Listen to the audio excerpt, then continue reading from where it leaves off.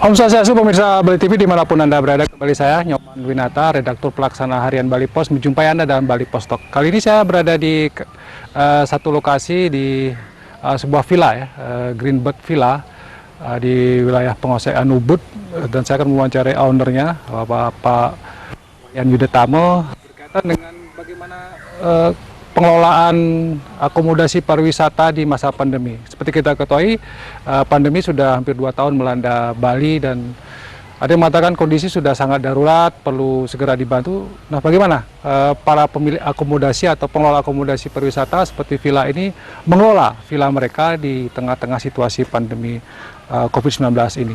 Dan saya sudah ditunggu oleh ownernya, ini Pak Wayan Yudetamo. Kita sapa dulu. Om Swastiastu, Pak Wayan. Om Swastiastu. Kenapa kata? Ada becek-becek. Sehat ya? Sehat ya. Yo, namanya Greenbird Villa gitu ya? Ya, ini saya ada 2 properti yang terletak di sini. Lokasinya yang tadi yang waktu kita baru masuk, ada di itu sana namanya ya? Greenbird Villa. Greenbird Villa. Ya, ini pengembangannya nanti ini konsepnya adalah tree house, artinya rumah pohon. Rumah pohon, untuk nama masih kita cari-cari, mungkin nanti yang ini mungkin nanti tree house atau Green Lagoon Ubud. Okay. Ya. Oh, berarti awalnya di Greenbird. Ya, di Greenbird. Kalau di sana namanya Greenbird Villa karena ada breeding burung juga ya, Pak? Ya, Pak untuk di Greenbird Villa awalnya itu sebelum saya membuat villa, waktu menjajahi lokasi itu waktu kita datang ke sana itu banyak sekali ada burung-burung. Itu burung, berbagai macam burung liar.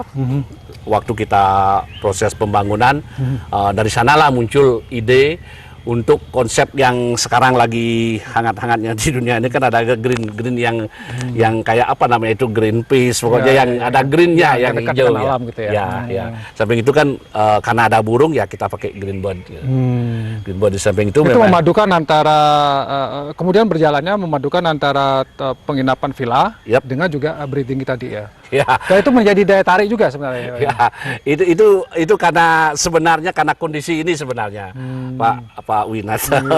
Ini kondisi pandemi ini, tentunya hunian hotel, hunian villa ini pasti sangat jauh dari normal gitulah. Kita juga sebagai seorang pengusaha kan harus benar-benar berpikiran untuk jangka depannya. Kalau ini umpamanya sampai 3 bulan, 6 bulan masih kita bertahan. Ini kan lebih dari setahun, bahkan mau 2 tahun sekarang. Cuman ya dari segi income di villa pasti kita nggak support untuk maintenance alat-alat, dan karyawan juga udah pasti kita gini. Makanya saya dari dulu memang hobi. Dari almarhum bapak juga dulu memang hobi burung ya. Ya, makanya sekarang saya pingin membuat breeding di lokasi pilar. Dan namanya khusus murai batu ya? Ya, kalau saya kan karena breeding kicauannya sangat luar biasa. Karena itu untuk kicauan yang memang benar-benar di kelas tahta tertinggi adalah murai. Untuk kicauan sekarang. Baik, kita mencoba untuk membahas atau membicarakan tentang situasi pandemi COVID ini. Pak Yan ya, sebagai orang yang bergerak hidup dari pariwisata sudah cukup lama, saya kira apa sebenarnya yang menjadi persoalan? Artinya tamu juga belum datang, berkaitan ini apakah pemerintah ada persoalan kebijakan yang kurang tepat menurut Pak Wayan? Kalau saya lihat sih sekarang ini kan masalah pandeminya bukan di Bali saja, di Indonesia, ini udah mendunia gitu. Dalam arti saya lihat kan peran pemerintah sudah segala macam usaha udah dicoba gitu loh. Terus untuk Bali khususnya, kita kan memang benar-benar hidup di sektor pariwisata itu, mungkin penduduk Bali itu lebih dari 60% di pariwisata. Memang benar-benar sekarang pemerintah harus benar-benar bisa fight untuk mempertahankan inilah kondisi gimana biar kita bisa bertahan aja. Untuk saat ini kan di Bali, kalau umpamanya kita berharap untuk turis luar yang sebelum pandemi ini gila, untuk okupansi kita kalau normalnya udah lebih dari, kalau bulan-bulan Desember ini udah full lah, Kalau normal ya. Ya kalau normal udah bookingannya udah luar biasa banyak. 100% ya. Iya, untuk ini. Tapi sekarang kenyataannya sekarang adalah memang untuk pertama masalah bandara untuk kedatangannya itu banyak aturan yang sudah dibuat oleh pemerintah, dan banyak juga ada perubahan yang membuat tidak konsisten kayak kepastian kita di dalam berbisnis di pariwisata ini nggak ada yang pasti gitu loh, artinya berubah kadang-kadang. Kemarin waktu tahun baru yang 2019 ke 2020 itu kita udah bookingnya udah banyak. Sekarang lagi ada aturan yang lain untuk masuk ke Bali itu berubah. Itu yang menjadi problem kita di sini gitu loh. Makanya dari keadaan yang seperti ini saya ingin biar ada hiburan. Hobi saya juga di burung, makanya saya menghilangkan stres dengan reading lah. Ikut-ikut gantangan. Tapi kalau nggak salah gitu. Apa yang dilakukan ini yang belum ada namanya ini juga dikembangkan sebelum pandemi. Ya sebelum pandemi. Dengan harapan kalau misalnya tidak terjadi pandemi mungkin sudah. Kalau umpamanya tidak terjadi pandemi, 1,5 tahun sebelum gini ini udah bisa buka. Udah bisa buka. Dan sekarang ini masih stuck gitu ya? Ya stuck, dan saya udah berusaha untuk gini ya, gimana caranya ya kalau kita sebagai seorang pengusaha kalau diem kan nggak fight, makanya gimana caranya untuk meraih pasar lokal lah. Saya coba ini kembangkan ini. Berarti sekarang sudah menerima tamu sebenarnya dari lokal? Lokal udah mulai ada orang-orang lokal Bali sudah ada lumayan lah gini.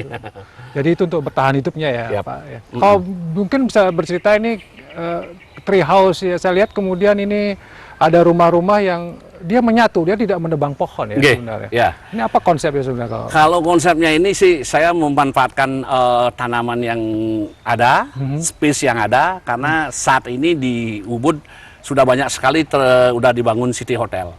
City hotel dengan luas yang sekitar 2 atau 3 area, mereka bisa bangun puluhan kamar gitu loh. Kalau sekarang kan saya kembalikan ke seperti zamannya dulu, saya pertahankan di antara luas 40 area ini, saya space-nya saya bagi untuk membangun gini villa-villa ini di pinggir, sehingga ada space garden, halaman yang luas untuk bermain, dan rumah-rumah kayu ini juga saya manfaatkan dari recycle wood, dari kayu-kayu bekas yang kita dapatkan dari sini, juga ada beberapa dari luar pulau seperti dari Jawa.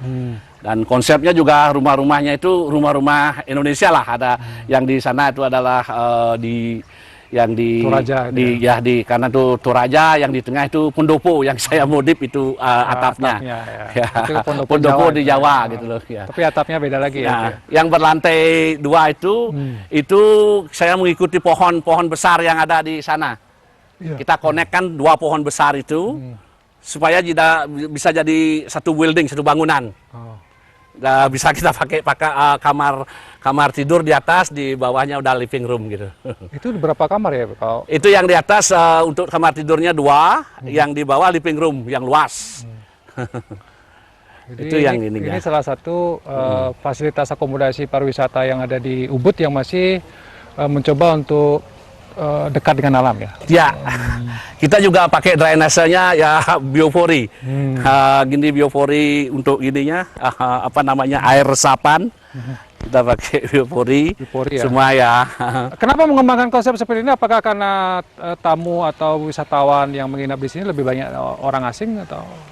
Kalau kembangkan konsep yang ini ya karena saya ikutin dari dulu konsep para penglingsir kita, para orang tua kita dulu itu kan mereka itu juga untuk sampah-sampah itu kan dulu di belakang ditebau itu di gini. Sekarang udah modern kan enggak bisa, jadinya kita kombinasikan antara resapan dengan tempat sampah yang organik. Jadi kita harus memisahkan antara plastik dengan sampah-sampah daun ini yang organik, sehingga kan bisa untuk resapan. Jadi kan tentunya sudah jadi barang tentu udah jadi menarik buat tamu, karena kita kan konsepnya nggak buang, nggak bakar gitu loh. Artinya jadi di circle ini bisa satu lokasi bisa membersihkan gitu. Ya cuma ikut zaman yang lagi ngetren dan kita coba aplikasikan di sini gitu loh. Baik, kena waktu juga ya. Yep. Tapi saya tertarik dengan berapi-api, semangat walaupun pandemi. Saya kira sudah cukup menderita sebenarnya.